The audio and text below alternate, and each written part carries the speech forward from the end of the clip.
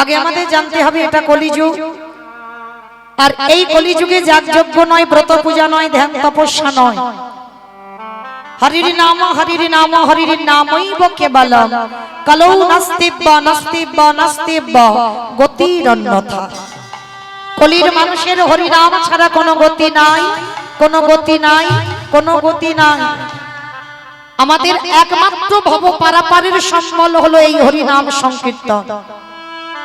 কিন্তু বাবা যত যত কীর্তনিয়া আসে ওই একটাই কথা বলে যায়, বলে হরি নাম করো, হরি নাম শোনো, ভাগবত আসরে যাও, ভগবানের আরাধনা করো, ভগবানের চরণে তুলসী দাও, একাদশী করো। ভগবানের নাম ছাড়া কোনো গতি নাই, কোনো পদ নাই, কোনো রাস্তা নাই।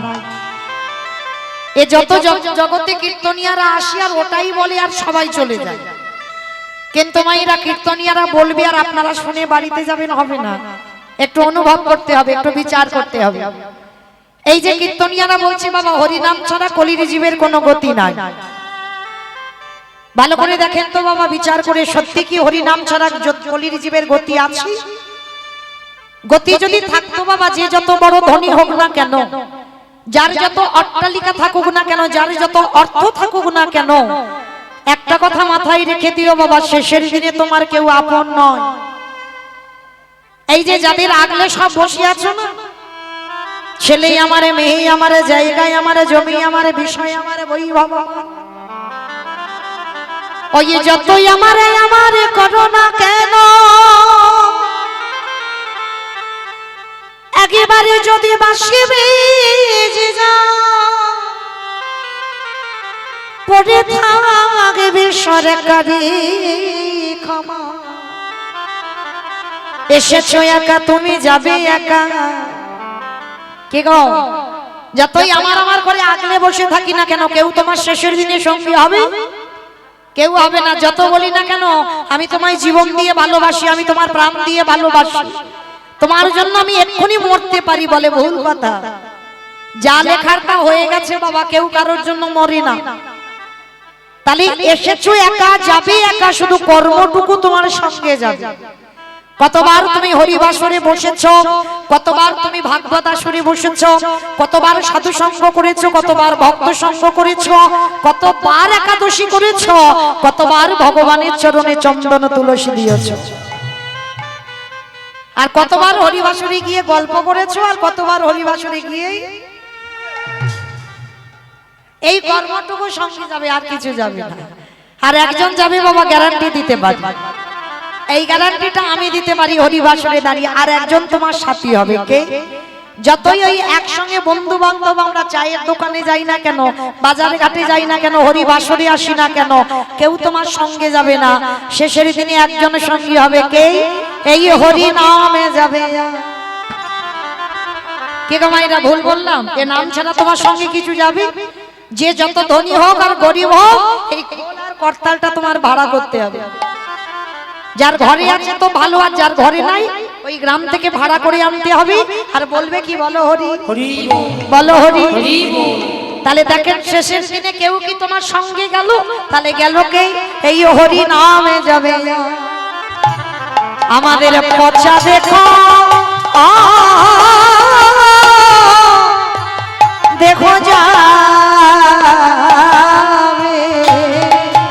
তাহলে হরি নাম ছাড়া আমাদের কলির মানুষের কোনো গতি নাই, কোনো পদ নাই, কোনো রাস্তা নাই। তাই সেই পদ অবলম্বন করে বাবা আমাদের ভজন সাধনে নামতে হবে। তবে মায়ের একটা কথা মনে রেখো, ভজন যদি করতে হয় একটু সকাল সকাল নামতে হবে। কেন? শিশুকালে কৃষ্ণ ভজে কৃষ্ণ পাবার আসে, কৃষ্ণ পাবার আসে, যৌবনে কালে কৃষ্ণ ভজে আসিবা না আসি, আসিবা না আসে, অগবৃদ্ধ কালে কৃষ্ণ কাজী জমের তার আসে। ভজনে নামতে গেলে একটু সকালে নামো বাবা। দেখবেন অনেকে ভজনের পথে নামতে গেলে বাবা সে বুড়ো হয়ে যাচ্ছে, দাঁত পড়ে যাচ্ছে, চুল পেকে যাচ্ছে, তবু বাবা ভজনের ভ বোঝে না।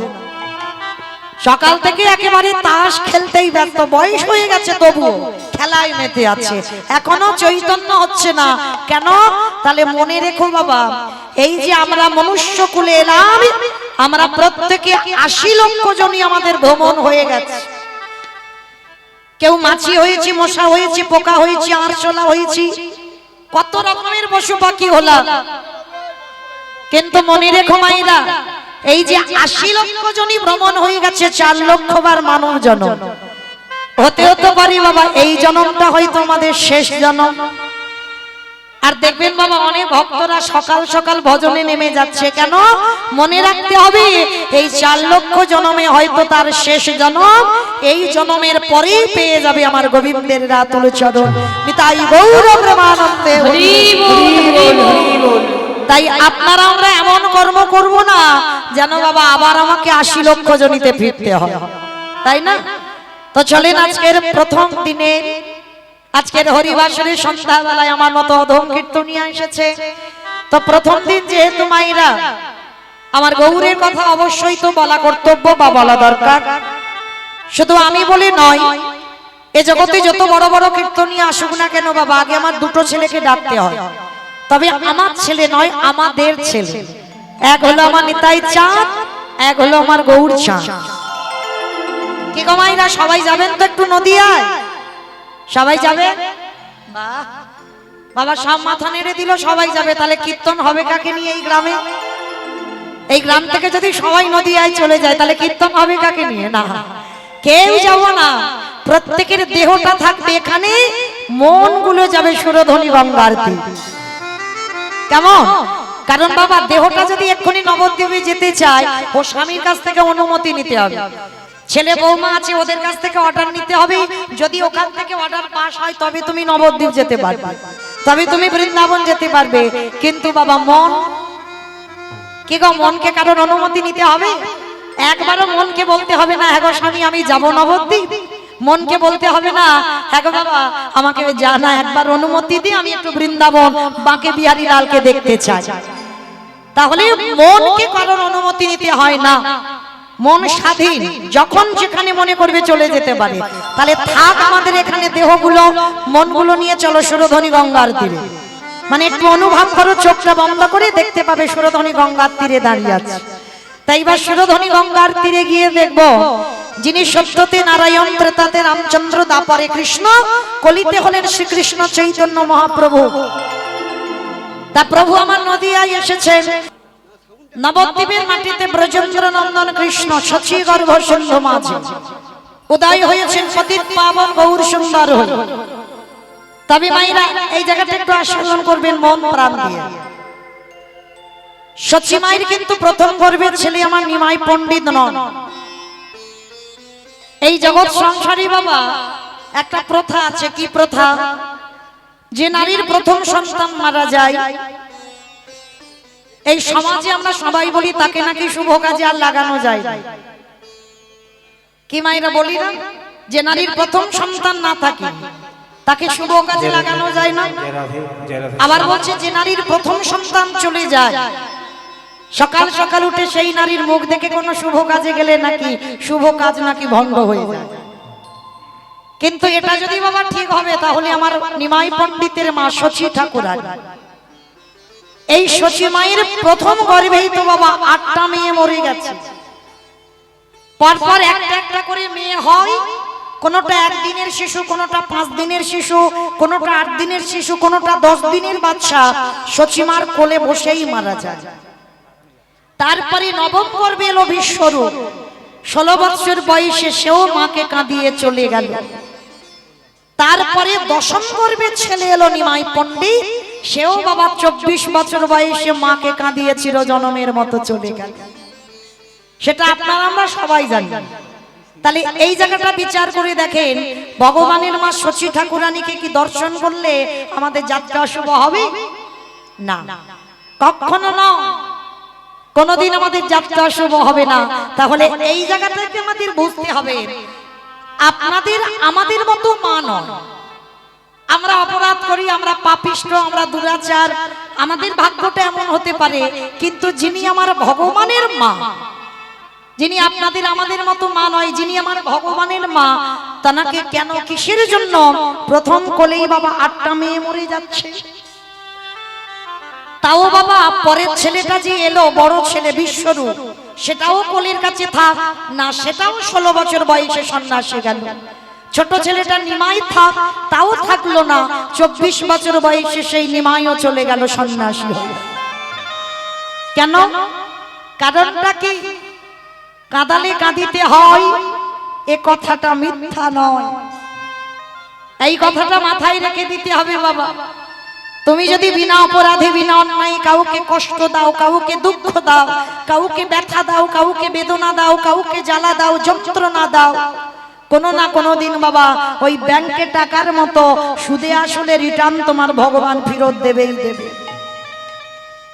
ওই জন্য বলছে কাঁদালে কাঁদিতে হয়, এ কথাটা মিথ্যা নয়। ভগবান বলছে আমি আমার সব থেকে যাকে বেশি ভালোবাসি।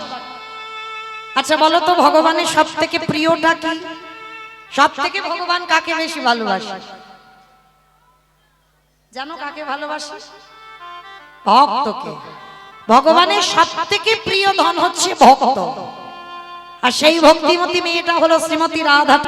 সেই রাধারানীকে ছেড়েছিল 100 বৎসর ওই ব্রজের মাটিতে বসে বসে রাধারানীকে কাঁদতে হয়েছিল গোবিন্দ বিরহ। কেন? ভগবান বললেন আমি যাকে সব থেকে বেশি ভালোবাসি, মানে আমার প্রাণেরও প্রাণ, তাকেও বাবা আমি কাঁদিয়েছি 100 বছর। আমার মাকেও কাঁদিয়েছি। ওরে কলির জ্ঞানন্ধজি, তোরাও সাবধানে থাকিস, তোদের কোনোদিন ছেড়ে দেব না। সুদে আসলে ব্যাংকের টাকার মতো বাড়বেই বাড়বে। তাহলে এইখানে আমাদের জানার বিষয়, ভগবানের মা হয়ে তিনি কেন আজকে সন্তান হারিয়ে একটা নয়, দুটো নয়, তিনটে নয়, 10-10টা ছেলে মেয়ে, কেউ একটাও মার কোলের কাছে মা বলার জন্য রইল না? সবকটা সন্তান একটা একটা করে চলে গেল কেন? মনে রাখতে হবে মা অপরাধে যে করে রেখেছিল, আর যে অপরাধের মাসুল গুনবার জন্য 10-10টা ছেলে কোলে বসে রইল না, শেষের দিনে একটাও ছেলে কেউ মা বলবার মতো থাকলো না। তাহলে অপরাধটা কে করেছিল? যারা এখানে শাস্ত্র জ্ঞানী, যারা তত্ত্ব জ্ঞানী, অপরাধটা করেছিল বাবা ত্রেতা যুগে রঘুপতি রামচন্দ্রের অবতার। এই জায়গাটা একটু মন প্রাণ দিয়ে আস্বাদন করবেন মা। আর 1 মন থেকে যদি 2 মন হয়ে যায়, এই তথ্য কথা বাবা কিছু বোঝা যাবে না। মানে একটা লাইন থেকে একটা লাইনে যখন যাব কিছু বুঝতেই পারবেন না। তাহলে মনটা যেন একটা জায়গায় থাকে। তাহলে এই যে সচিমা আজকের একটা নয়, দুটো নয়, 10টা সন্তান হারালো কেন? অপরাধটা তার কি? অপরাধটা করেছিল বাবা ত্রেতা যুগে রামচন্দ্রের অবতার। এই রামচন্দ্রের অবতারে বাবা রাজা দশরথের 3টে পাট রানী ছিল, মা কৌশল্যা, মা কৈকেয়ী, মা সুমিত্রা। আর 3টে রানীর মধ্যে বাবা সব থেকে বেশি ভালোবাসত দশরথ আমার কৈকেয়ী মাতাকে। আর যখনই কৈকেয়ী মাতাকে বাবা এত ভালোবেসে ফেলেছিল, আর ওই কৈকেয়ী মা 2টো বর চেয়েছিল। কারণ বরটা এমনি এমনি চাইনি। কেন চেয়েছিল? কারণ দশরথ বাবা 2বার বলে রেখেছিল যে কৈকেয়ী তুমি আমার কাছে কি চাও বলো। কবে বলেছিল? এই দশরথের বাবা একটা নখ কোণ হয়েছিল, মানে এই নখের কোণেতে বাবা এমন একটা বিষ ফোড়া হয়েছিল, মানে পুঁজ রক্তে বাবা পরিপূর্ণ, মানে এত অসহ্য যন্ত্রণা, মানে এত কষ্ট, মানে ওঝা বৈদ্য কবিরাজ যারা যারা এসেছে কেউ বাবা এই দশরথের যন্ত্রণা থেকে মুক্তি দিতে পারে। মানে পুঁজ রক্ত এত কষ্ট পাচ্ছিল দশরথ। আর তখন বাবা 3টে রানী ভালোবাসতো, কিন্তু তার মধ্যে কৈকেয়ী রানী বেশি ভালোবাসতো। আর ওই 3টে রানীর মধ্যে কৈকেয়ী ছুটে গিয়ে ওই দশরথের ওই যে পুঁজ রক্ত মুখ দিয়ে বাবা চুষে ওই পুঁজ রক্তটা বাহির করেছে। এতটুকু ঘৃণা বোধ করেনি। তখনই দশরথ বলেছিল কৈকেয়ী তুমি আমায় এত ভালোবাসো, এই যে পুঁজ রক্ত আমার হাতে তুমি মুখ দিয়ে চুষে বের করলে, বলো তুমি আমার কাছে কি চাও? সেদিন বলেছিল আজ নয়, সময় যেদিন হবে আমি তোমার কাছ থেকে চেয়ে নেব। বেশ, এই একদিন বলেছিল, আরো একদিন বলেছিল। কবে? যেদিন মালি সুমালির যুদ্ধ হয়েছিল। এই মালি সুমালির যুদ্ধে বাবা দশরথ যুদ্ধ করছে, আর দশরথ যুদ্ধ করতে করতে বাবা ওই রথের যে চাকা থাকে, চাকার মাঝখানে একটা দণ্ড থাকে। এই যে দণ্ডটা ছিল, আর ওই যুদ্ধ করতে করতে বাবা রথে যেতে যেতে মাঝখানের ওই খিলেন বা দণ্ডটা ভেঙে গিয়েছে। আর যখনই ভেঙে গেল বাবা, তখন তো তাদের রথটা পড়ে যাবে, আর রথ যদি পড়ে যায় মালি সুমালি দশরথকে বধ করবে। আর যখনই ওই দশরথকে বধ করতে যাবে, তখন ওই কইকেয়ী মা কি করেছিল জানো? ওই নিজের আঙুলটা ওই দণ্ড করে চাকার মাঝখানে দিয়ে রেখেছিল। যত রথের চাকাটা গড়ায়, আঙুলটা পিষে গিয়ে রক্তের স্রোত বাইর হচ্ছে। যুদ্ধ হয়ে গেল, এত কষ্ট এত যন্ত্রণা পাচ্ছে, রক্তের স্রোত বয়ে যাচ্ছে, আঙুলটা কেটে গেল কইকেয়ী মা। দশরথ রথ থেকে নেমে এসে কইকেয়ী মাকে বুকে ধরে বলেছিল, কইকেয়ী তুমি আমায় এত ভালোবাসো, একবারের জন্য তুমি তোমার দেহের মায়া করলে না, তুমি তোমার আঙুলটাকে দণ্ড করে খিলেন করে তুমি দিয়ে দিলে। আমি যদি ওই আঙুলটা না দিতাম, তাহলে রথের চাকা খুলে যেত, আর খুলে গেলে তুমি রথ থেকে পড়ে যেতে, মালি সুমালি তোমাকে বধ করে দিত।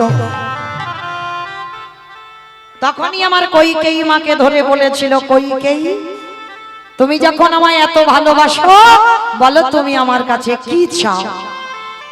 তখনও বলেছিল, স্বামী সময় হলে আমি তোমার কাছ থেকে বর চেয়ে নেব। এই দুবার বলে রেখেছিল, আর এই দুবারের চাওয়াটা একদিনেই চেয়ে নিয়েছিল, যেদিন দশরথ ঘোষণা করেছিল রামচন্দ্র জ্যেষ্ঠ পুত্র রাজা হবে।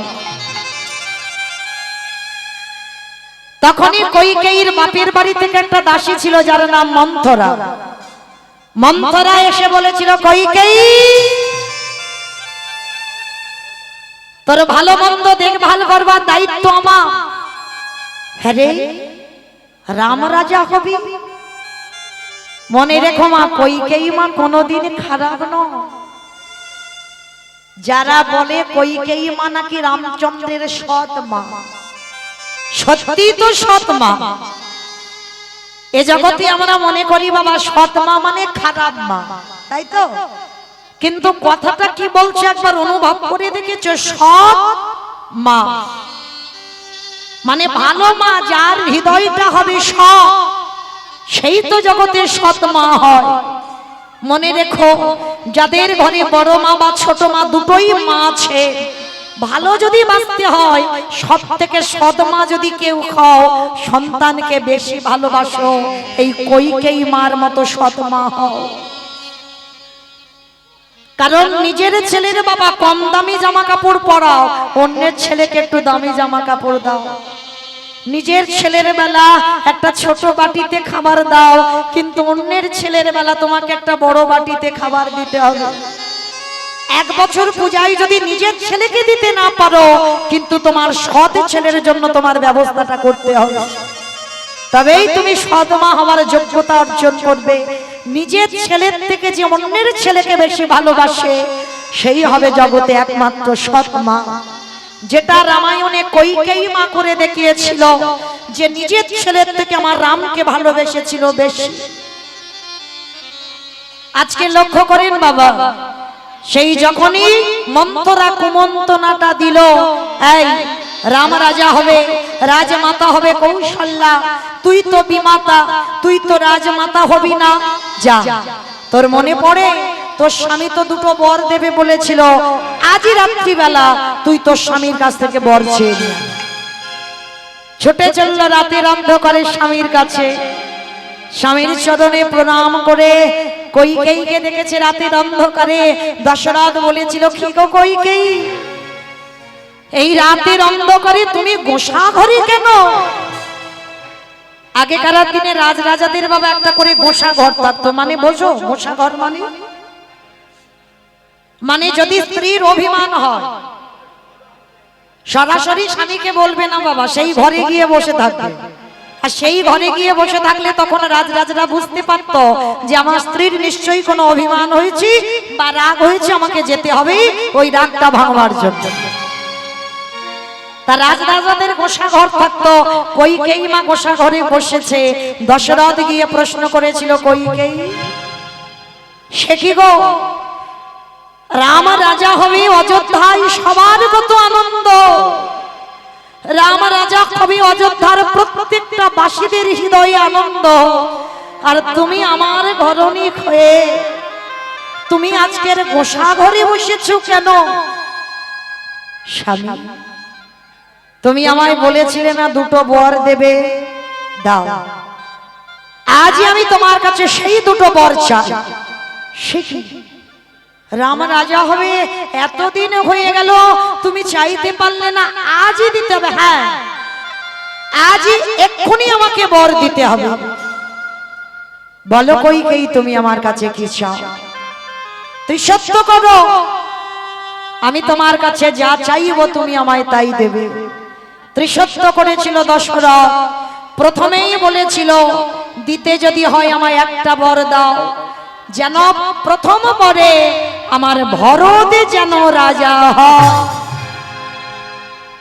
যেই না কথাটা বলা সঙ্গে সঙ্গে দশরথ শুনে বলেছিল, কইকেয়ী অকইকেয়ী, তা তোমার ছেলে রাজা হবে, রাম কি আলাদা আর ভরত কি আলাদা? তা কিসের জন্য তুমি আজকে এমন করে বলছো যে তোমার ছেলে ভরত রাজা হবে? ঠিক আছে, তুমি যখন মেনে নিতে পারছো না যে রাম রাজা হবে না, হবে না, তোমার ভরতই রাজা হবে। শোনো, এটা তো প্রথম বর, আর দ্বিতীয় বর তোমাকে দিতে হবে। বলো রানী কি দ্বিতীয় বর? আর এই দ্বিতীয় বর যদি দিতে হয়, এই দ্বিতীয় বরে দাও তোমার জ্যেষ্ঠ পুত্র রামচন্দ্র যেন 14 বৎসরের জন্য বনবাসী হয়। কইকেয়ী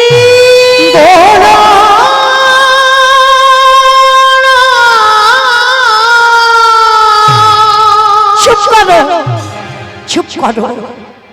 কি করে তুমি বলতে পারলে ভরত রাজা হবে? এটা আমি মেনে নিতে পারলাম, কিন্তু আমার জ্যেষ্ঠ পুত্র রাম যাবে 14 বৎসর বনে। এটাই তুমি বলেছো ত্রিসত্য করে, আমি যেটা চাইবো দেবে। বেশ, এতে যদি তোমার সুখ হয়, এতে যদি তোমার শান্তি হয়, আমি তোমাকে আশীর্বাদ দিলাম, আমার রাম বনবাসী হবে। পরের দিনে সকালবেলা যখন কৌশল্যা জানতে পেরেছিল রাম বনে যাবে, পাগলিনীর মতো হয়ে আসে, পাগলিনীর মতো ওই কইকেয়ীর চরণে হাত জোড়ো করে বসেছিল। কইকেয়ী, তুই আমার নিজের বোন না হতে পারিস, কিন্তু তুই তো আমার বোনের মতো। তোর ভরত রাজা হবে ভালো, এতে আমার কোনো রাগ ছিল না, এতে আমার কোনো অভিমান ছিল না। ওরে, আমার রাম যে আমার একমাত্র নয়নের মণি, তুই কি করে পারলি আমার রামকে 14 বছরের জন্য বনবাসে দিতে? কইকেয়ী বলেছিল, কৌশল্যা আমাকে যেটা করেছে আমি ঠিক করেছি। বেশ, তবে শোন কইকেয়ী, আমি বিনা অপরাধে বিনা অন্যায় পুত্র হারাবো। আমি কোনো অন্যায় করিনি তোর কাছে, তবু তুই আমায় পুত্র হারা করে দিলি। 14টা বছর আমি অযোধ্যায় পড়ে কাঁদবো, 14টা বছর ওর পিতা দশরথ কাঁদবে, কিন্তু একদিনে যদি আমিও আমার ভগবানকে ভালোবেসে থাকি, তোর এই অত্যাচার কোনোদিন সহ্য হবে না। আমিও তোকে অভিশাপ দিলাম, আজ আমি তো শুধু 14 বছরে কাঁদবো, পরে তো আমি আমার রামকে কোলে পাবো, কিন্তু বিনা অপরাধে যখন একটা মাকে কাঁদালি, একটা মা যখন 14 বছর পুত্র খারাপ হলো, আমিও তোরে অভিশাপ দিলাম, আমার মতো করে তুই যতবার পৃথিবীতে সন্তানের জননী হবি, শেষের দিনে তোর কেউ মা বলার মতো থাকবে না, থাকবে না, থাকবে না। এই যে অভিশাপ দিল কৌশল্যা মা কইকেয়ীকে, যতবার তুই জগতে মা হবি ততবার তোকে সন্তান হারাতে হবে। তা কইকেয়ীর অভিশাপে বাবা এসে গেল একেবারে কোথায়? প্রথম জন্মেই হলো ওই দেবকী মা, ওই দেবকী মা হয়ে কংসের কারাগারে, কংসের কারাগারে প্রথমে ছোট ছোট পুত্র সন্তান হলো। ওই কংস মামা পাশানে মেরে প্রাণ নিয়ে নিল। সপ্তম গর্ভে এলো আমাদের বলরাম। ওই বসুদেবের প্রথমা পত্নী রোহিণীর গর্ভে চালনা করতে হলো। আরে অষ্টম গর্ভে এলো আমার কৃষ্ণ চন্দ্র, কৃষ্ণ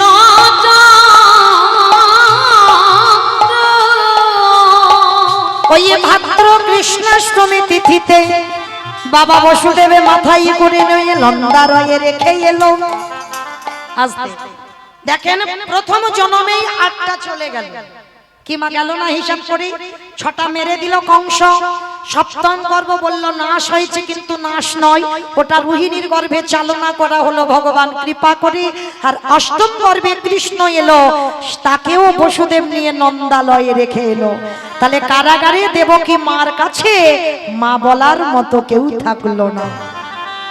আরে ওই দেবকীর দ্বিতীয় জন্ম হলো কোথায়? ওই দ্বিতীয় জন্ম হলো পুরী ধামে, জগন্নাথ ধামে। জগন্নাথ ধামে, জগন্নাথ ধাম পুরী ধামে জন্ম নিয়েছিল কে? ওই দেবকী মা দ্বিতীয়বারে জন্মালো, যার নাম হলো ইন্দ্রদম্ন রাজার ঘরণী, যার নাম হলো গুন্ডিচা মা। এই গুন্ডিচা মা সন্তান সন্ততি ছিল না বাবা, আমার জগন্নাথের কাছে প্রার্থনা করেছিল, হে জগন্নাথ কৃপা করে তুমি আমার পুত্র দাও, পুত্র দাও, পুত্র দাও। এইভাবে বাবা 18 বার বলেছিল, 18 বার, একবার দুবার বলেনি। তা জগন্নাথ আমার কৃপা করে গুন্ডিচার কোলে 18টা সন্তান দিয়েছিল। একটা নয়, দুটো নয়, 18টা ছেলে দিল। আর এই যে 18টা ছেলে দিল, একটাও ছেলে মা কৃষ্ণ ভক্ত হলো না। কোনটা জুয়া খেলে, কোনটা তাস খেলে, কোনটা নেশাগ্রস্ত, কোনটা মাতাল, কোনটা বাবা পরসঙ্গ, কোন নারী সঙ্গ, মানে একটাও ছেলে ইন্দ্রদম্নর ভালো ছিল না। তা ইন্দ্রদম্ন আর গুন্ডিচা কেঁদেছিল আমার জগন্নাথের কাছে, হে জগন্নাথ কৃপা করে সন্তান চাইলাম, সন্তান যখন দিলে তো এমন সন্তান দিলে যে সকাল হলে কান পাতা দায় হয়ে যাবে।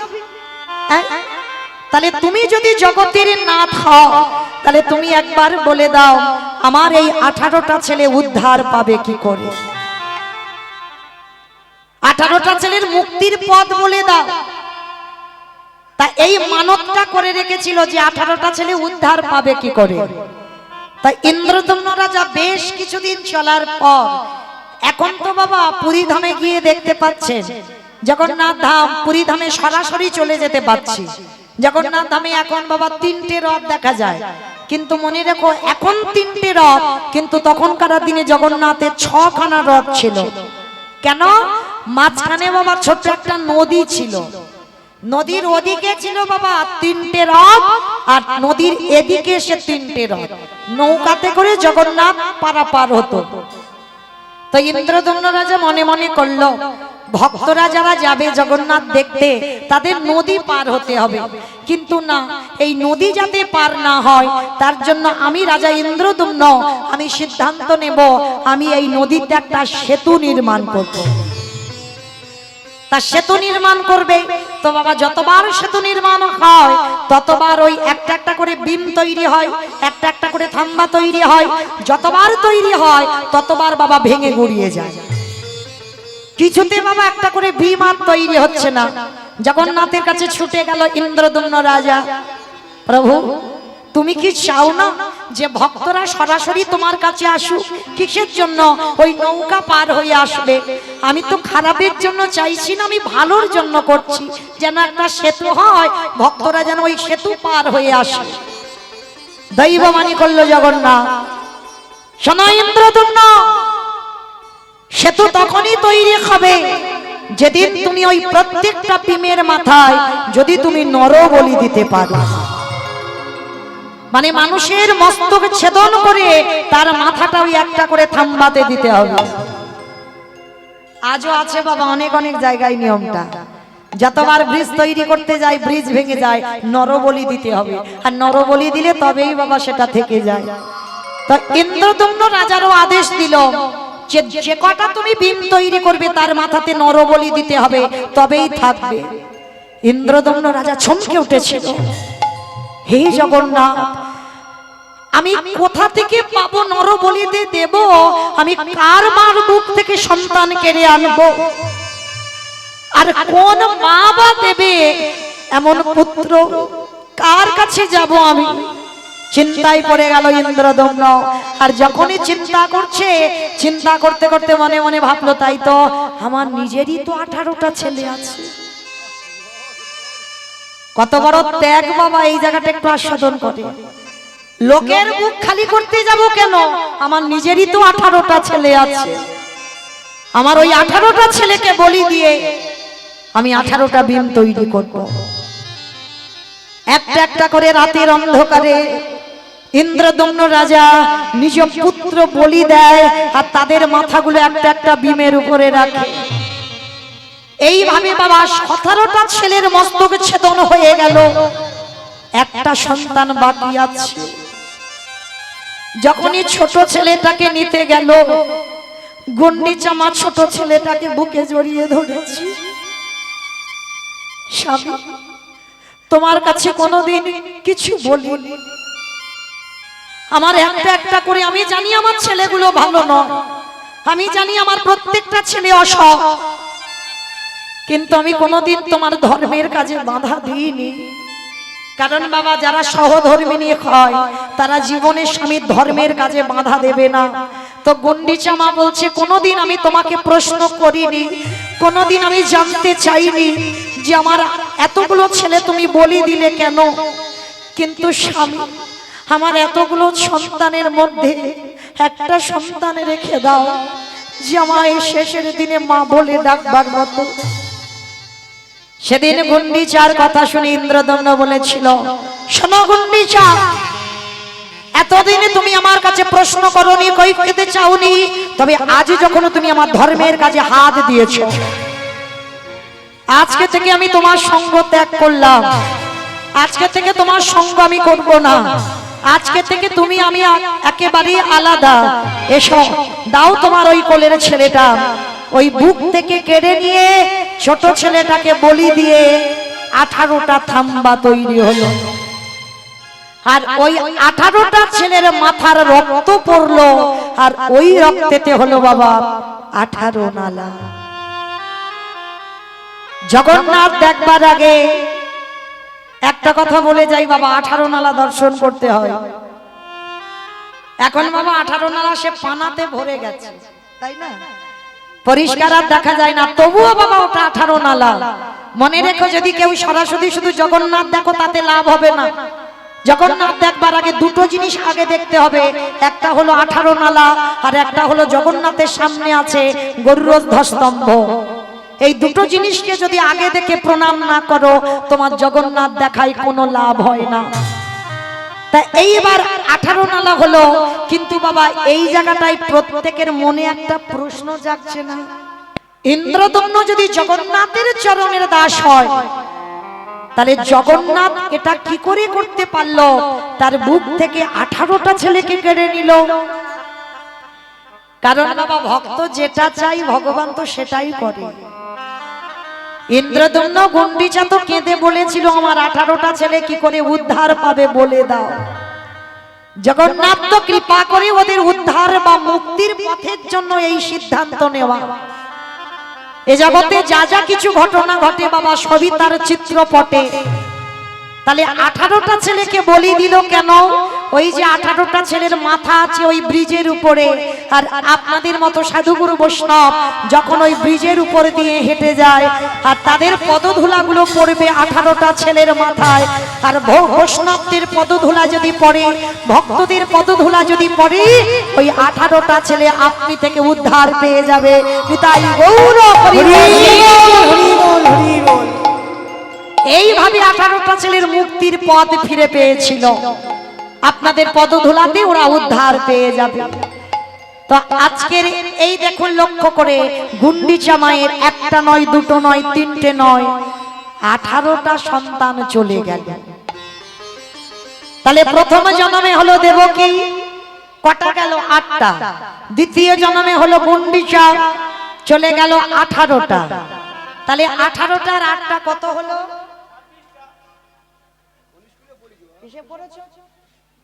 কটা হলো? কটা? বাহ, মানে অঙ্কের মাথা ভালো, তাই না? তাহলে 8টা 18টা হয়ে গেল। তাহলে এই যে 8টা 18টা হয়ে গেল, কিন্তু এখনো বাকি আছে বাবা। প্রতি জন্মে জন্মে ওই দেবকী মাকে কাঁদতে হলো। আরে তৃতীয় জন্ম হলো কোথায়? দুবার তো হয়ে গেল। তৃতীয় জন্ম হলো নদীয়ার নবদ্বীপী মাঝি, ওই নীলাম্বর চক্রবর্তীর কন্যা সচিমা। সচিমা ওই একটা নয়, দুটো নয়, তিনটে নয়, চারটে নয়, 10-10টা ছেলে হলো, মেয়ে হলো। কেউ শেষের দিনে সচিমাকে মা বলার মতো রহিল না। কি বাবা আছে? একটাও ছেলে শেষের দিনে সচিমাকে মা বলবার মতো। সচিমা 3 নম্বরে এলো। প্রথমে দেবকী, দ্বিতীয়বারে গুন্ডিচা, তৃতীয়বারে সচিমা। আর সচিমায়ের একটা নয়, দুটো নয়, প্রথমেই 8টা মেয়ে হলো। তাহলে মরলো কি করে 8টা মেয়ে? অদ্বৈত আচার্য গোসাই 12 বছর তুলসী ভাসিয়ে আমার কৃষ্ণকে গৌর করে এনেছিল। কিন্তু যখন তুলসী পত্র ভাসালো, সচিমা যখন সেবা করলো, তখনই ওই অদ্বৈত আচার্য বুঝেছিল প্রভুর আসবার সময় হয়েছে। 12 বছর তুলসী ভাসালাম, তুলসী কোথাও গেল না, কিন্তু সচিমার গর্ভে বিলীন হলো কেন? তার মানে নিশ্চয় ওই মেয়েটারই গর্ভে আসবে। কিন্তু আমার ভগবান একবারও বলে দেয়নি আমি কত নম্বর গর্ভে যাচ্ছি। কি বাবা, ভগবান এইটা তো বলে দেয় না যে আমি কত নম্বর গর্ভে যাব। প্রথমেও আসতে পারি, মাঝখানেও আসতে পারি, শেষ গর্ভেও আসতে পারি, কিন্তু ভগবান এটা বলেনি। তো অদ্বৈত আচার্য মনে মনে ভাবছে, প্রভু তুমি না বললে কি হবে, আমি যাচাই করে নেব কত নম্বর গর্ভে তুমি আসবে। কি করে যাচাই করব?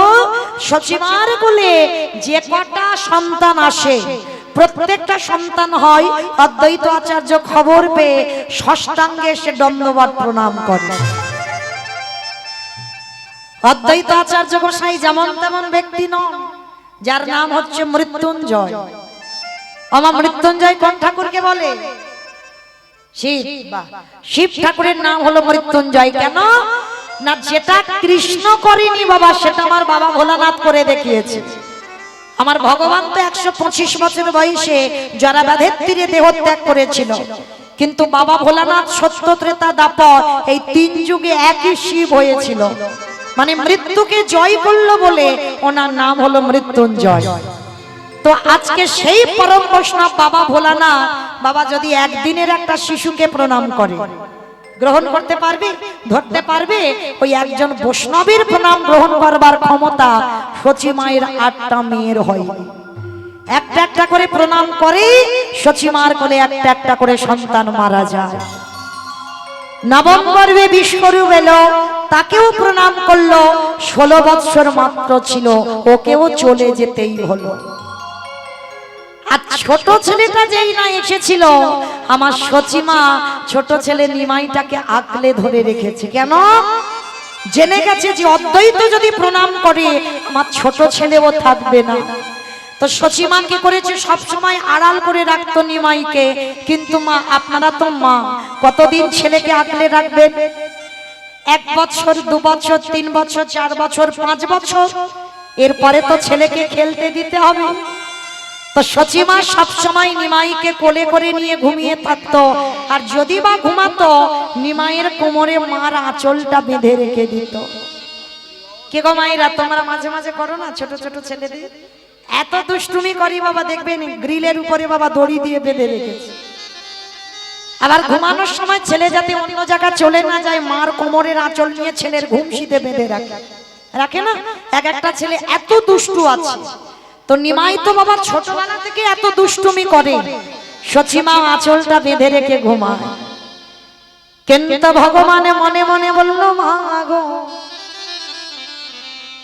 আমি তো শুধু তোমার এই জন্য আসি না, আমার এই জন্য কত যোগী মনি ঋষি যুগ যুগ ধরে কাঁদি, যুগ যুগ ধরে কাঁদি। অদ্বৈত আচার্য গোসাই চিনতে পারছে না, আমাকে ধরা দিতে হবে। মার কোল থেকে দুপুর বেলা উঠেই নিমাই সুরধ্বনির তীরে হরিনামের খেলা খেলছে। অদ্বৈত আচার্য দেখতে পেয়েছে, এই তো সুযোগ। কোনদিন নিমাইকে প্রণাম করা হয়নি, ওর আটটা দিদি আমার প্রণামে মরে গেছে, ওর বড় ভাইকে প্রণাম করেছি, জেনে গেছি ও ভগবান নয়। কিন্তু এবার নিমাই বাকি আছে, দেখি তো, এই তো সুযোগ, একবার ওর পায়ের ধুলাটা নিয়ে। অদ্বৈত আচার্য যিনি ত্রিলোকের বড় বৈষ্ণব, পিছন থেকে এক পা দুপা করে গিয়ে নিমাই যখন হরিনাম করছে, আর পিছন থেকে গিয়ে বাবা একেবারে মাটিতে শুয়ে পড়ে নিমাইয়ের চরণে মাথাটা একেবারে দিয়েছে। আর যেই না নিমাইয়ের চরণে অদ্বৈতের মাথাটা পড়ল, সঙ্গে সঙ্গে 5 বছরের নিমাই ওই চরণটা তুলেই অদ্বৈত আচার্যের মাথার উপরে তুলে। আর জানতে বাকি থাকে বাবাকে ভগবান। 8টা দিদি জন্মেছে, তারা আমার প্রণামে মরে গেল। বিশ্বরূপ এলো, আমার মাথায় পা দেবার ক্ষমতা থাকলো না, কিন্তু 5 বছরের নিমাই ও আমার মাথায় পা তুলে দিল। মানে কি? অদ্বৈত আচার্য চরণটা জড়িয়ে ধরেছে। সত্যি করে বলো তুমি কে এসেছো? সত্যি করে বলো তুমি কে? নিমাই অদ্বৈত আচার্যের হাত দুটো ধরে বলছে, আরে ছাড়ো ছাড়ো ছাড়ো। তখন আমার অদ্বৈত আচার্যের বয়স ছিল 57 বছর, কারণ মহাপ্রভুর থেকে 52 বছরের বড়। তাহলে নিমাই পণ্ডিতের বয়স 5, অদ্বৈত আচার্যের বয়স হলো 57 বছর। যেই না প্রণাম, নিমাই তুলে বলছে, কি গো, চিনতে পেরেছো? তুমি যে ওই যাদবাই মাধবাই কেশবাই বলে তুলসী পত্র ভাসিয়েছ, আমি ব্রজধাম ত্যাগ করে নদিয়ার মাটিতে এসেছি শুধু তোমার জন্য। চরণটা জড়িয়ে ধরে হা গৌর প্রাণ গৌর বলে অদ্বৈত আচার্য নয়নের জলে দিয়ে চরণ ধৌত করে দিল। আর যখনই চরণ ধৌত করে দিল, অদ্বৈত আচার্যকে বুকে ধরে বলছে, কেঁদো না, আমি তো এসেছি তোমার জন্য প্রভু। সেই যদি এলে, এত দেরি করে এলে কেন? 12 বছর ধরে তোমার জন্য কাঁদলাম, আমার তো প্রাণটা চলে যাব বা এত দেরি হলো তোমার আসতে। কেঁদো না প্রভু। মায়েরা, এদিকে ভক্ত ভগবানের মিলন হয়ে গেল, আর ওদিকে সচিমার ঘুম ভেঙে গিয়ে অঝর নয়নে কাঁদছে। কেন কাঁদছে? মায়েরা, একটা কথা মনে রাখবে, সন্তানের মঙ্গল আর অমঙ্গল কে বুঝতে পারে? মা। এই মা ডাকটা খুব ছোট ডাক, খুব ছোট ডাক মা। প্রত্যেকটা অক্ষর দেখেন বাবা দুটো করে আছে, 3টে করে আছে, কিন্তু মা ডাকটা এমন শুধু একটাই অক্ষর। ভগবান বললেন, মা নামে সুধা ঝরে, মা নামে সুধা ঝরে, মা বড় সুধার সমান, ডাকিলে জুড়াই আইসে পড়া। মা ডাকার সঙ্গে সঙ্গে হৃদয়টা দুলে ওঠে। আর যেই না ওই সচিমা বুঝতে পেরেছে আমার নিমাই আর আমার কাছে থাকবে না, ওদিকে ভক্ত কাঁদছে, ভগবানের চরণে জল পড়ছে, আর এদিকে সচিমা বুঝতে পেরে গেছে ছেলে আর আমার নয়। আর আমি ওকে ধরে রাখতে পারবো না, ও আমাকে ছেড়ে চলে যাবে। সচিমা কাঁদছে, আর সচিমার চোখের জল ওদিকে নিমায়ের চরণে চলে যাচ্ছে। অদ্বৈত আচার্যকে বলছে, শোনো গোসাই, তুমি একটু দাঁড়াও, আমার মা কাঁদছে, আমার মাকে একটু সান্ত্বনা দিয়ে আসি। ছুটে এলো নিমাই, মার কোমরটা জড়িয়ে ধরে বলছে, ও মা, ও মা, তুমি কাঁদছো কেন মা? বলো না আমায়, বলো না, আমার জন্য তুমি কষ্ট পাচ্ছ, আমি কোনো অন্যায় করেছি? ও মামা, তুমি কেন কাঁদছো? আচ্ছা বলো তো মা, ডাক্তার যদি বলে দেয় তোমার ছেলে আর বেশি দিন বাঁচবে না, বাড়িতে নিয়ে যাও, একটু কাছে কাছে রেখে দাও, একটু ভালোবাসো, কারণ যতই ডাক্তার বৈদ্য কবিরাজ করো না কেন, ও আর তোমার কাছে থাকবে না, ও ডাক এসে গেছে, ও চলে যাবে। যদি মা জেনে যায়, ছেলের সামনে যদি দাঁড়িয়ে কাঁদে, ছেলে যদি জিজ্ঞাসা করে, মা তুমি কাঁদছো কেন? মা কি বলতে পারবে, খোকা তুই আমায় ছেড়ে চলে যাবি বলে কাঁদছি? তাড়াতাড়ি করে চোখের জলটা মুছে ফেলে বলছে, নিমাই কই, আমি কাঁদিনি তো, আমি কাঁদবো কেন? আমি কাঁদিনি, আমার কিচ্ছু হয়নি। মা, জগতে সবাই মিথ্যাবাদী, কেউ সত্য কথা বলে না, সবাই মিথ্যাবাদী। কি গো মা, মিথ্যাবাদী নয়?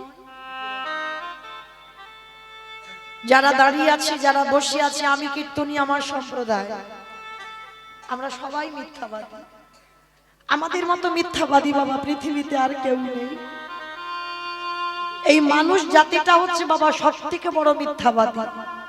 কেন বললাম, বিচার করে দেখেন, প্রত্যেকে তো বলেছিলাম দয়াময়, এই মাতৃ জঠরে 32টা নারীর বন্ধনে ছিলাম, ঊর্ধ্ব পদে খেষ্টে মুন্ডে নারীর বন্ধনে ছিলাম, বিষকার গন্ধ, কৃমিকীটের পোকার কামড় সহ্য হচ্ছিল না।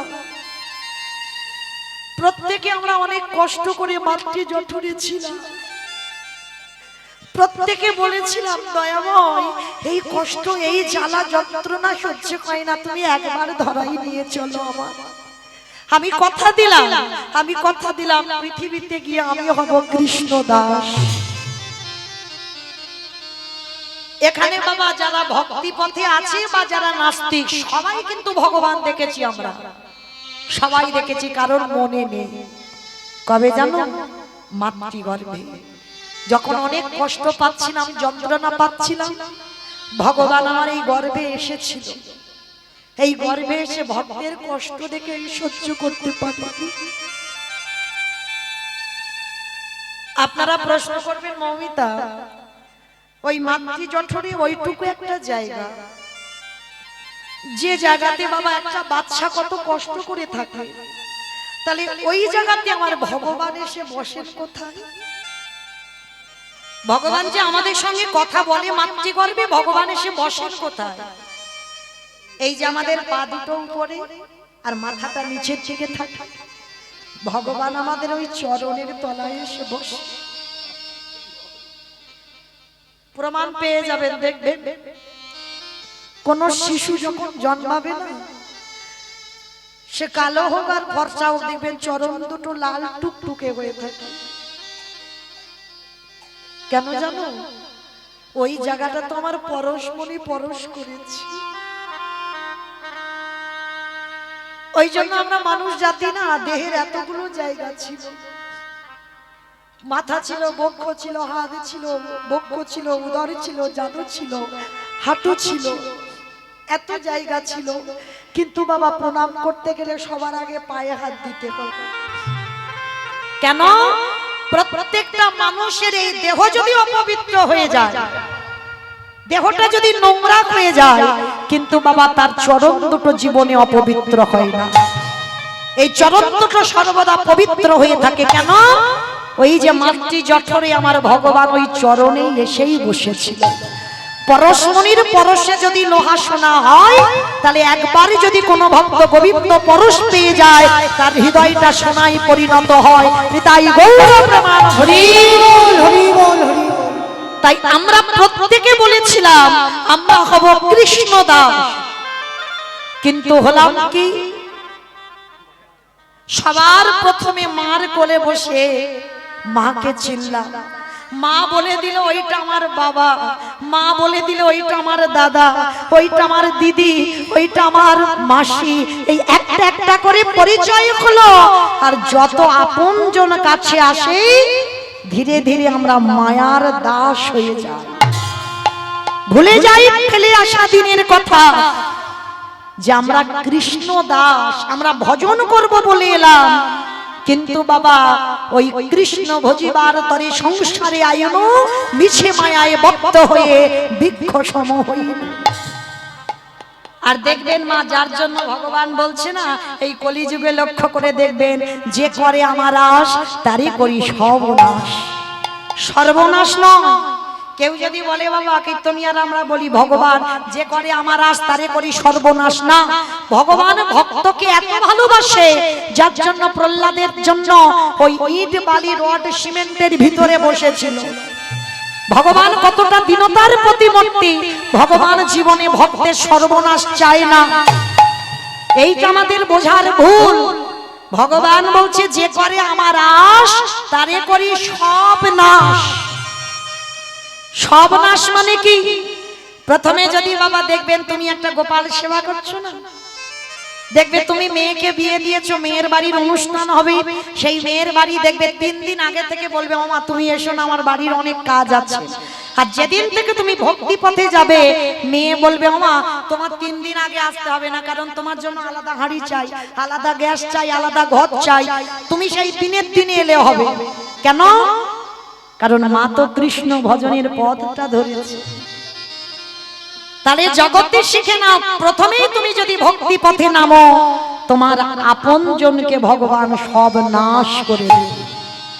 যাদের যাদের সঙ্গে তোমার রক্তের সম্পর্ক আছে ভগবান নাশ করবে। তারপরে যদি তুমি ওই গোপালের চরণ আঁকলে ধরে থাকো, আমার গোবিন্দ চরণ আঁকলে ধরে থাকো, তারপরে বললেন ভগবান সেই ভক্তকে আমি আমার চরণের দাস করে দিই। নিতাই গৌর প্রেমানন্দে হরি বল, হরি বল। আর কৃষ্ণ ভক্ত যারা হয়েছে সারা জীবন তাদের কাঁদতে হবে, তাদের চোখের জল জীবনে ফুরাবে না। আর কৃষ্ণ ভক্ত তুমি বুঝতে পেরে যাবে কিরকম, যে কাজে হাত দেবে বাবা জীবনে সফল হবে না। সারা জীবন তোমার শুধু জীবনে দুঃখ কষ্ট ব্যথা বেদনা। কৃষ্ণ ভক্ত জীবনে বাবা পাথর সেটিং করা ঘর করবে না। কৃষ্ণ ভক্ত যদি পাথর সেটিং করা ঘরও থাকে, ভগবান চাইবে ও যদি আমার দাস হয় ওর মাথা থেকে ছাদ আমি কেড়ে নেব। তাহলে বুঝতে পেরে যাবে তুমি কৃষ্ণ ভক্ত হয়েছো। ভগবান চেষ্টা করবে ও সব নাশ করে, ওর কাঙাল করে, ওর পথের ভিখারি করে দেব। ও যেন শেষের দিনে দাঁড়ে দাঁড়ে মাধুকরি করে খায়, দাঁড়ে দাঁড়ে ভিক্ষা করে খায়। যেটা হয়েছিল কান্দির জমিদার লালা বাবু, একটা কথাই চৈতন্য হয়ে গেল, বাবুজি বেলা যে যায় বাসনায় আগুন দেবে না। বাসনা মানে কলার বাসনা, আর সেটাই লালার বিবেক বলে উঠলো ওটা বাসনা নয়, বাসনা নয়, কামনা বাসনায় আগুনে দিয়ে লালা চলে যা তুই মধুর বৃন্দাবন। নরোত্তম দাস জমিদারি ত্যাগ করে দিয়ে চলে গেল কৃষ্ণ বাবার লালসায় বৃন্দাবন। এরাই পেয়ে গেল ভগবানের চরণ। কেন? দেখেন বাবা, বড় বড় ভক্ত যারা হয়েছে, ভগবানের চরণ যারা পেয়েছে, তাদের সর্বস্ব ত্যাগ করে পথের ভিখারি হতে হয়েছে। গীতা ভাগবত বলছে আগে তোমাকে মায়া মোহ ত্যাগ করতে হবে। আর যেদিন তুমি মায়া মোহ ত্যাগ করে যেদিন আমার চরণ শরণাপন্ন হবে, সেদিন আমি তোমার হয়ে যাব। তাই আজকে লক্ষ্য করে দেখেন, এই যে শচী ঠাকুরানী মা কাঁদছে, নিমাই আমাকে বলছিস মিথ্যাবাদী? হ্যাঁ তুমি মিথ্যাবাদী। জগতে সবাই মিথ্যা কথা বলে, বলে আমার ভজন করবি, আমার ভজন করবি, আর জগতে এসে সব ভুলে যায়। সবাই মিথ্যা কথা বলে, তুমি তো আমার মা, তুমি কেন মিথ্যা বলছো মা? বলো না আমি কেন কাঁদছি। এই জায়গাটা একটু ভাবে। শচী মা উল্টে নিমাইকে ধরেছে। নিমাই, শুনেছি তুই নাকি ভক্তের মনের খবর রাখিস, শুনেছি কানে তুই নাকি সবার কথা জানিস। তা তুই যদি সবার কথা জানলি, তা তোর মা যে কেন কাঁদছে, এই কেনর কথাটা তুই বল দেখি। মা গো তুমি কেন কাঁদিলি জানো? তুমি কেন কাঁদিলে জানো? আমি যদি কথাটা বলি তুমি সহ্য করতে পারবে না। নিমাই, কি করে বললি আমি সহ্য করতে পারবো না? তোর একটা দিদি মরে গেল, হৃদয়টা কেঁদে কেঁদে পাষাণী হয়ে আছে।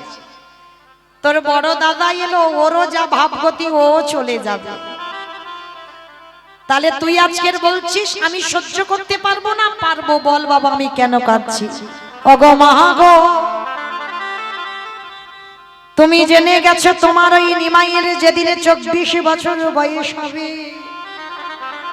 তোমার নিমাই আর তোমার কাছে থাকবে না। তোমার নিমাই সর্বস্ব ত্যাগ করে, সর্বস্ব ত্যাগ করে ওগো মা গো, ওগো মা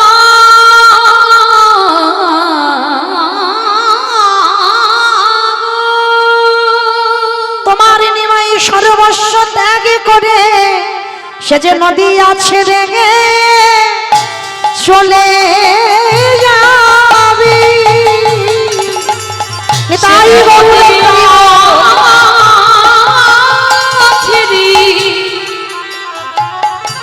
ছেড়ে চলে যাবে, সে যে সর্বস্ব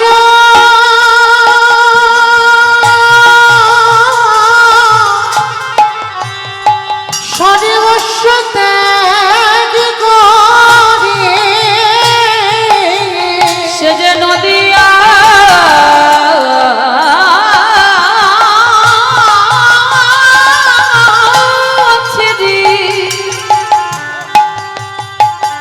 নদিয়া ছেড়ে চলে যাবে। কিন্তু মা গো, ওগো মা গো,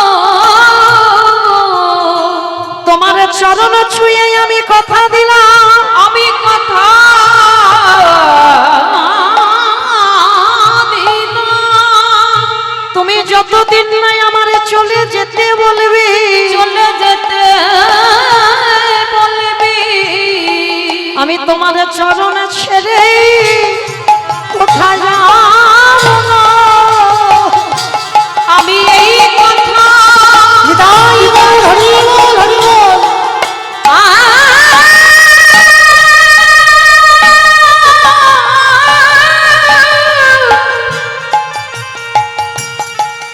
আমি এই কথা দিয়ে গেলাম,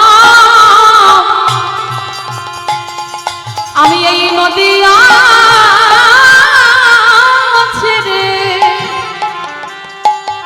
নানা কথা যাব না। আস্তে। কি বললাম মা, তুমি যতদিন না বলবে যে নিমাই চলে যা, ততদিন আমি তোমার চরণ ছেড়ে যাব না। আর শোনো মা, যেই না বলেছে আমি যাব না, সঙ্গে সঙ্গে সচিমা মুখটা চাপা দিয়েছে, চুপ কর, তোকে চলে যেতেই হবে। ওমা, আমি তোমার কোলে আছি, তুমি এত কাঁদছো, আর যেদিন তোমার কোলে থেকে চলে যাব সেদিন তো কেঁদে কেঁদে পাগলিনী হবে। নিমাই রে, ওরে নিমাই রে,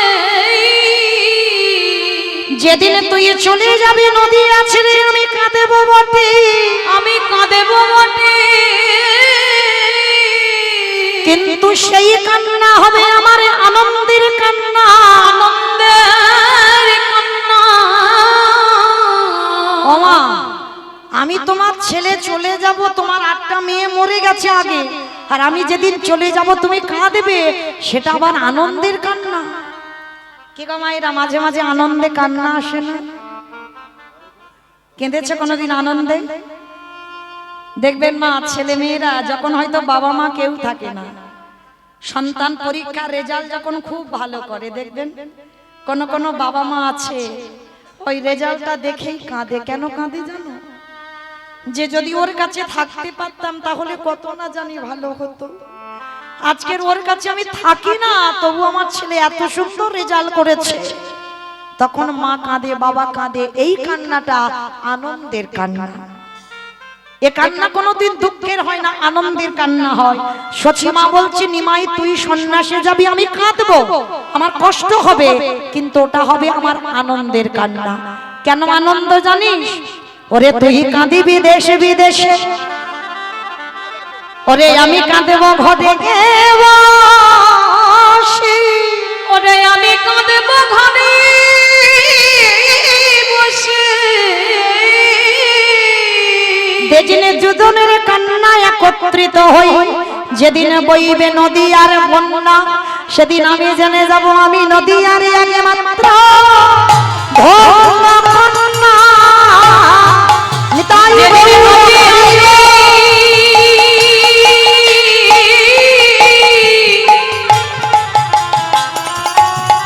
বইবে প্রেম বন্যা, সেদিনে আমি হব নদী আর ধন্য কন্যা। সেদিন নিমাই বলল মা গো, তোমাকে ছেড়ে 24 বছরে আমি যাব বটে, কিন্তু সন্ন্যাসের পরে আমি 4 জায়গায় থাকবো। কোথায়? প্রথম হলো রাঘবের আলয়, দ্বিতীয় হলো নিত্যানন্দ নর্তনে, তৃতীয় হলো সচী মায়ের রন্ধনশালে। একটা কথা মনে রেখো মা, রন্ধন খুব ভালো হবে। যখন রন্ধন করতে যাবে একবার সচী মাকে স্মরণ করবে, আর এই সচিমাকে স্মরণ করে যদি কেউ রন্ধন শুরু করে, সেই রান্না ভগবানই সে স্বয়ং রন্ধন করে প্রসাদ পায়। যখনই রন্ধন করবে তখন একবার সচিমার নামটা উচ্চারণ করবে। আরো থাকবো নিত্যানন্দ নর্তনে। আমা এই কটা জায়গায় আমি সর্বদা থাকবো, শিবাসঙ্গনে, নিত্যানন্দ রত্নে, রাঘবের আলয়ে, আর সচী মায়ের রন্ধনশালে। আমি সন্ন্যাসের পরেও এই 4 জায়গায় আমি অবস্থান করব। তাহলে মায়েরা আপনারা আমরা সবাই বুঝতে পারলাম, যার জন্য সেই সচিমাকে 1টা নয়, 2টো নয়, 3টে নয়, আজ 10-10টা সন্তান হারাতে হলো। ওই জন্য বললো কাঁদালে কাঁদিতে হয়, এ কথাটা মিথ্যা নয়। হ্যাঁ, আজকে সেই চৈতন্য মহাপ্রভু কি করলো গো? কেহ বলে পুরবীতি রাবণ বধিলা, কেহ বলে পুনবিতি রাবণ বধিলা। আছে আমা উলু কই? কেহ বলে পুরবীতি রাবণ বধিলা, কেহ বলে পুনবিতি আমার গণালি গুনা গুনা গুনা গুনারি।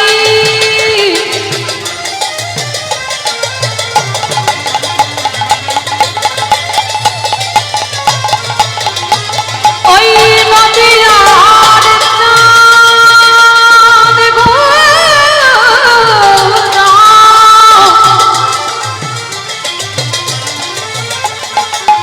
নিতাই গৌর প্রেমানন্দে হরি বল। আমাদের প্রাণ গোনা গোনা গোনা গোনা। সচী মায়ের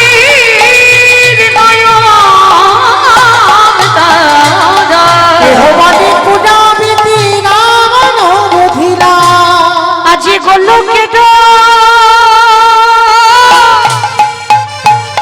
বৈভব লীলা প্রকাশ করিলা ওই গোলকের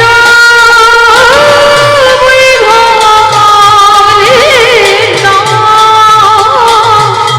প্রকাশ করিলা শ্রী রাধারে ভাবে গোটায় অবতার শ্রী রাধারে ভাবে গোরা অবতার হরে কৃষ্ণ নামে বহু করিলা শ্রী প্রচার হরে কৃষ্ণ নামে গৌর করিলা প্রচার হরে কৃষ্ণ নাম বহু করিলা প্রচার এইবারে লীলা প্রকাশ হলো এইবারে লীলা প্রকাশ হলো এইবারে লীলা প্রকাশ হলো এইবারে লীলা প্রকাশ হলো গোলকের বৈভবে লীলা প্রকাশ করিলা ওই গোলকের বৈভব লীলা প্রকাশ করিলা বাসুদেব ঘোষ কহে করি জোড়হা হরি জোড়হা আজ জেগে গো সেই কৃষ্ণ সেই তো জগন্নাথ সেই তো জগন্নাথ আজ বাসুদেব ঘোষে কহে এইবার লীলা প্রকাশ হলো বাসুদেব বাসুদেব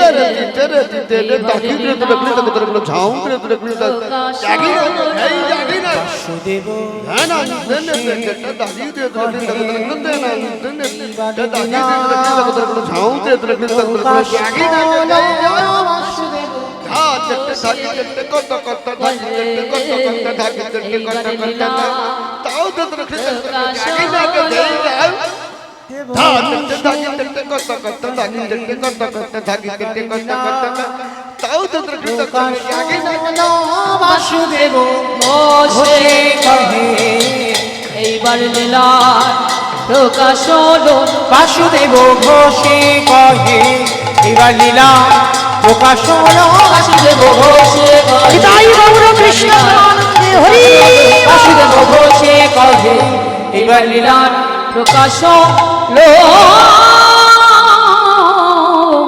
ওগো বাসুদেব ঘোষে কহে জানি তাই চলুন এবার আমরা সবাই এই স্থান পরিত্যাগ করে চলে যাব মধুমাস ধাম বৃন্দাবন ধাম ততক্ষণ যখন নবদ্বীপে ছিলাম সবাই মিলে একবার প্রেম সে বলেন তো গৌর সুন্দরী কি ধ্বনিটা হলো কি এটাও জয় বললাম ধ্বনিটা হলো কি এটা নাকি জয় এটা জয় নয় একটু প্রেম সে ধ্বনি দিতে হবে এত জোরে দাও এখান থেকে কত দূর যাবে সরিষা শোনা যাবে সরিষা কাকদ্বীপ বলে কাকদ্বীপ যাবে কাকদ্বীপ যাবে আচ্ছা তাই যা হ্যাঁ, গতি আছে না? বেশ আচ্ছা মা শুধু কাকদ্বীপ আর এই সরিষা নয় সোজা চলে যাবে সুরধ্বনি গঙ্গার তীরে এমন ভাবে প্রেম সে মানে বিশ্বাসটা রেখে ধ্বনিটা দিতে হবে আচ্ছা আগে যাদের যাদের হাতগুলো আছে আজকে তো প্রথম দিনের হরিবাসর আবার কালকের কীর্তন হবে তার মানে আজকের আমি প্রথম দিন একটু রিহার্সাল দিয়ে যাই কালকের একটু ফাইনাল হবে কেমন কই দেখি সবাই মিলে হাত দুটো তোলো তো দেখি একবার বাহ সবাই একসঙ্গে প্রত্যেকে বলবেন কেমন ওই জায়গাটা যেন একটু ধসে মতো গেল তাহলে একটু সবাই সম্পূর্ণ যারা ইউটিউব করছে ওদের দেখাও আমার দেখাতে হবে না হরি বল কারণ মা কেন বলছি তোমাদের দেখাতে জানো আমার সঙ্গে সঙ্গে তোমাদেরও দেখাবে দুদিন পরে ওরা সব মোবাইলে দেবে সব নেটে দেবে তাহলে বাবা তখন বোঝা যাবে কার হাত উঠেছে আর কার ওঠেনি কেমন সেইভাবে হাতগুলো তুলবে সবাই একসঙ্গে বলবে গৌর সুন্দরী কি নবদ্বীপের ধাম কি সচির নন্দন কি বিষ্ণু প্রিয়া কি নিতাই চাঁদ কি ভক্তবৃন্দ কি হরিবাসন ধাম কি সাধু গুরু বৈষ্ণব কি আপন আপন গুরু চরণ কি কমিটি ভাই সব কি হরি নাম যজ্ঞানুষ্ঠান কি আজকের আনন্দ কি নিতাই গৌর প্রেমানন্দে কি গো ভাইরা, রাত্রেবেলা আমাদের এই হাউসবেরিয়াতে একেবারে ব্যায়ামটা হয়ে গেল, তাই না? চলো এবার ব্যায়াম যখন হয়ে গেল, এবার একটু বৃন্দাবন যাই। কি যাওয়া হবে তো? হবে? আবার ভুল বললো, না কেউ যাব না, সবার মন যাবে। দেহ থাক যে যার স্বামীর কাছে, দেহ থাক যে যার ছেলের কাছে। চলো এবার মনগুলো নিয়ে যাই, একটু প্রেম সে উলুধ্বনি দাও দেখি একবার। বাহ। বৃন্দাবনী ধামি অপার জপি যাও রাধে রাধে ও রাধে अलमेली सरकार जपी जाओ राधे राधे वृंदावन धाम अपार जपे जा राधे राधे ओ राधे अलमेली सरकार भजे जा राधे राधे वृंदावनी धामी अपार जपी जाओ राधे राधे जपी जाओ राधे राधे हाजी जाओ राधे राधे जपे जा राधे राधे भजे जा राधे राधे जपी जाओ राधे राधे हाजी जाओ राधे राधे अलमेली सरकार जपी जाओ राधे राधे ओ राधे अलमेली सरकार भजे जा राधे राधे जय जय राधे राधे राधे राधे राधे राधे राधे राधे राधे वृंदावन में, राधे राधे गोवर्धन में, राधे राधे निधोवन में। राधे राधे আমার কেউ যাচ্ছ না? সবাই যাচ্ছ? কই কি করে যাচ্ছ? কই আওয়াজ হচ্ছে না? একটু কাজ করতে করতে যেতে হবে। কই দেখি সবাই মিলে হাত দুটো আর একবার কান মুলে বলছি, মা কালী দিব্যি আর বলবো না, এবারটা শেষ। সবাই দেখি একবার হাত দুটো তোলো দেখি, সবাই একসঙ্গে তালে তালে করো তালি। কই যে দাদা ভাইরা সব দাঁড়িয়ে আছে, হাত কই? তালে তালে তোলো সবাই একসঙ্গে। কই আমার কমিটি জায়গায় যারা বসে আছেন, কমিটি দাদা ভাইরা হাতগুলো দেখি তোলেন, একসঙ্গে তালে তালে করো তালি। কেমন? तू वृंदावन में आया राधा नाम लगायो तू वृंदावन में आलो राधा नाम जपालो वृंदावन में आया राधा नाम लगायो तू वृंदावन में आलो राधा नाम जपालो तेरे जीवन की धिकार जपे जा राधे राधे ओ राधे अलमेली सरकार भजे जा राधे राधे जय जय राधे राधे राधे राधे राधे राधे राधे राधे वृंदावन में, राधे राधे गोवर्धन में, राधे राधे निधोवन में, राधे राधे तालवन में, राधे राधे कमलवन में, राधे राधे ऊंचागांव में, राधे राधे जोत्स्य वाला, जोत्स्य वाला, तालवन में, राधे राधे कमलवन में, राधे राधे ऊंचागांव में, राधे राधे बरसाना में, राधे राधे प्रेम से बोलो, राधे राधे भाव से बोलो, राधे राधे जोत्स्य वाला, वृंदावन धामी अपार जपे जा राधे राधे ओ राधे अलमेली सरकार भजे जा राधे राधे प्रेम से बोलो राधा